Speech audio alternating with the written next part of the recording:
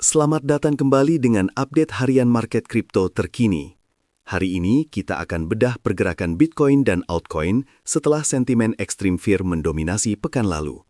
Banyak yang bertanya, apakah kita sudah selesai koreksi atau ini baru permulaan? Kita lihat dari sudut pandang makro dan on-chain hari ini. 3 sentimen global utama, mulai dari The Fed US, Bank Sentral Eropa, hingga kebijakan likuiditas dari Tiongkok, semuanya saling tarik-menarik. Ditambah lagi, indikator siklus on-chain seperti Pi Cycle Top dan Pull Multiple masih memberikan lampu kuning, tanda bahwa kita belum memasuki fase euforia puncak. Tetap di sini, karena kita akan bongkar tuntas poin-poin krusial yang wajib kalian catat. Sebelum kita lanjut, perlu diingat bahwa semua konten yang disajikan di sini bersifat edukasi dan analisis pasar semata. Analisis ini bukan saran finansial, ajakan untuk membeli atau menjual, dan juga bukan sinyal trading. Pasar kripto sangat volatil dan berisiko tinggi. Keputusan investasi sepenuhnya ada di tangan kalian. Silakan gunakan analisis ini sebagai referensi tambahan dalam membuat keputusan yang terinformasi. Kita lihat kalender ekonomi yang relevan untuk pekan ini. Meskipun fokus kita di kripto, pergerakan makro sangat mempengaruhi likuiditas. Hari ini, ada RBA Meeting Minutes dari Australia dan data Unemployment Rate dari Inggris, diikuti oleh ZEW Economic Sentiment Index dari Jerman. Yang perlu dicermati, malam nanti ada data inflasi tahunan dari Kanada yang bisa memicu volatilitas. Kemudian, besok pagi, ada Balance of Trade dari Jepang. Namun, bintang utama pekan ini tentu saja FOMC Minutes pada tanggal 19 Februari dini hari. Ini adalah catatan rapat The Fed yang akan memberikan insight lebih dalam mengenai arah kebijakan suku bunga mereka. Semua event ini berpotensi mempengaruhi dolar Amerika yang secara tidak langsung akan berdampak pada sentimen risiko di pasar kripto. Kita masuk ke berita makro kripto yang pertama, yaitu dari Amerika Serikat. The Federal Reserve baru saja mengisyaratkan akan menahan sementara kenaikan suku bunga di tengah kekhawatiran inflasi.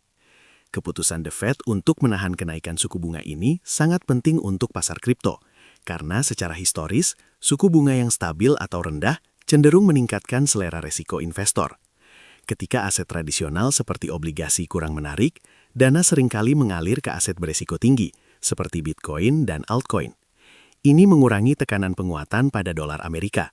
Jika sentimen pasar bergeser ke arah aset beresiko, kita bisa melihat adanya dukungan harga yang cukup signifikan untuk Bitcoin dan Ethereum. Beralih ke Eropa, European Central Bank atau ECB juga mengambil langkah serupa, yaitu mempertahankan suku bunga kebijakan mereka di tengah tekanan inflasi yang persisten di zona euro. ECB menyatakan bahwa inflasi masih di atas target 2% mereka, didorong oleh harga energi dan gangguan rantai pasokan. Tindakan ECB ini memperkuat narasi kebijakan moneter yang hati-hati di Eropa. Kebijakan ini, meskipun dilandasi kekhawatiran inflasi, dapat memberikan dukungan lanjutan untuk aset berisiko. Dengan likuiditas yang tetap terjaga di Eropa, investor mungkin merasa lebih nyaman menempatkan modal mereka di pasar kripto. Ini bisa menjadi faktor pendukung kedua setelah The Fed, membantu menjaga stabilitas harga Bitcoin dan aset digital utama lainnya. Namun ada sentimen kontra dari Asia, di mana People's Bank of China atau PBOC mengisyaratkan pengetatan moneter di tengah perlambatan pertumbuhan ekonomi. Tiongkok berencana menerapkan pengawasan yang lebih ketat pada kondisi kredit dan likuiditas, serta mengurangi suntikan likuiditas. Langkah pengetatan ini bisa berdampak signifikan pada pasar global, termasuk kripto. Ketika Tiongkok mengurangi likuiditas, sentimen risiko seringkali menurun, yang dapat menyebabkan volatilitas dan tekanan jual. Mengingat peran besar Tiongkok dalam ekosistem kripto, pengetatan ini berpotensi menciptakan tekanan turun, terutama jika sentimen risk-off menyebar cepat. Kita harus memantau bagaimana pasar bereaksi terhadap ketegangan antara kebijakan akomodatif di barat dan pengetatan di timur. Sekarang kita lihat suasana hati pasar melalui Fear and Greed Index. Saat ini, indeks berada di level 13, berada di zona extreme fear. Level ini menunjukkan bahwa suasana pasar sedang sangat pesimis, di mana investor mayoritas diliputi ketakutan dan cenderung menjual aset mereka. Menariknya, level ini masih cukup stabil dalam extreme fear, bahkan setelah adanya kenaikan harga minor dalam beberapa hari terakhir. Kita mencatat, dalam seminggu terakhir, sentimen ini bertahan antara 8 hingga 13, mencerminkan keraguan yang sangat dalam di kalangan partisipan pasar. Extreme fear seringkali menjadi indikator kontrarian. Secara historis, level ketakutan ekstrim adalah fase di mana potensi pergerakan agresif ke atas bisa terjadi, karena sebagian besar pemegang sudah menjual pada harga rendah. Namun, extreme fear juga bisa bertahan lama, jadi kita perlu indikator lain untuk konfirmasi.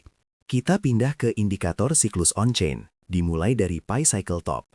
Indikator ini menggunakan dua moving average, MA110 dan MA350 dikali 2, sebagai batas atas siklus. Saat ini, MA110 berada di $89.607,77, sementara MA350 dikali 2 berada di $199.907,36. Bitcoin berada jauh di bawah kedua garis tersebut, menandakan bahwa kita masih berada di fase awal hingga pertengahan siklus. Pi Cycle Top bekerja sebagai lampu peringatan yang menyala ketika kedua moving average tersebut berpotongan. Saat ini, gap antara kedua garis masih sangat lebar, menunjukkan bahwa kita masih jauh dari potensi puncak siklus. Ini memberikan konteks bahwa meski ada volatilitas tinggi, peluang untuk pergerakan harga yang lebih tinggi dalam jangka waktu yang lebih lama masih terbuka. Selanjutnya, kita bahas Puel Multiple yang mengukur rasio nilai output harian para miner terhadap moving average tahunan mereka. Saat ini, Puel Multiple berada di 0,94. Nilai ini biasanya berada di bawah 1 selama fase koreksi atau konsolidasi, yang sering disebut sebagai fase akumulasi. Level di bawah 0,5 mengindikasikan potensi dasar siklus, sementara level di atas 4 mengindikasikan puncak. Dengan nilai saat ini di 0,94, ini mengkonfirmasi bahwa kita berada di fase pemulihan setelah koreksi besar atau masih dalam fase akumulasi yang stabil. Secara historis, pasar menghabiskan waktu yang substansial di area 1 sebelum lonjakan ke atas, menunjukkan bahwa saat ini bukanlah waktu euforia puncak, melainkan waktu yang penting bagi akumulasi oleh para pemain besar. Dari total 30 indikator siklus yang kita pantau, belum ada satupun yang memberikan sinyal puncak siklus. 3 indikator paling penting yang menonjol hari ini adalah MVRV Z-Score di 0,47, Bitcoin Bubble Index di minus 4,49, dan Mayer Multiple di 0,70. Semua indikator ini, yang secara historis efektif memprediksi puncak, masih berada jauh di area safe atau accumulate. MVRV Z-Score yang berada di bawah 1 menunjukkan bahwa harga pasar Bitcoin saat ini relatif rendah dibandingkan nilai wajar historisnya. Bitcoin Bubble Index yang negatif menunjukkan bahwa kita tidak berada dalam zona gelembung.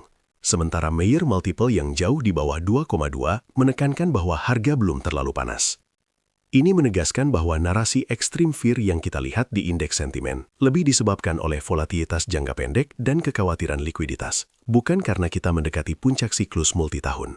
Itu dia update market harian kita hari ini.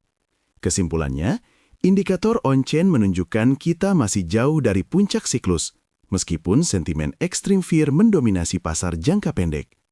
Selalu lakukan riset mandiri. Ingat, informasi di channel ini murni untuk tujuan edukasi dan analisa pasar. Terima kasih telah menyimak dan sampai jumpa di update berikutnya.